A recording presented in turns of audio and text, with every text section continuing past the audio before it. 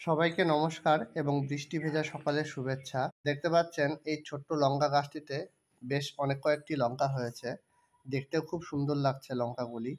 আসলে লঙ্কা পাকার পরেই দেখতে সুন্দর লাগে। এই লঙ্কাগুলির আচার খেতে খুবই ভালো লাগে এবং ঝাল কম হওয়ায় ডিমের অমলেটেও দিয়ে খেতে খুব ভালো লাগে। দেখুন লঙ্কা গাছটি কত ছোট্ট একটি পটে আমি চাষ করেছি। এই নিয়ে এই লঙ্কা গাছটি আমাকে তৃতীয়বারের জন্য ফলন দিল। এই লঙ্কা গাছটি এই পটটিতে প্রায় ১ বছর থেকেই আছে। কোনোবারও রিপোর্ট করা হয়নি। শুধুমাত্র মাসে ১ বার করে একটু করে মিক্স খাবার দেওয়া হয় এবং প্রায় সপ্তাহে ৩ দিন তরল সার ব্যবহার করা হয় এবং মাছ পচা তরল সার সপ্তাহে ১ দিন ব্যবহার করা হয়।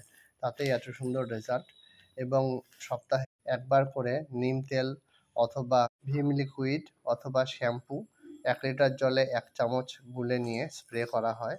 তাতেই গাছটি খুব সুস্থ, সুন্দর এবং ভালো আছে। লঙ্কা গাছের মাটিতে মাসে ১ বার অন্তত অল্প একটু করে চুন গোলা জল দিতে হয়।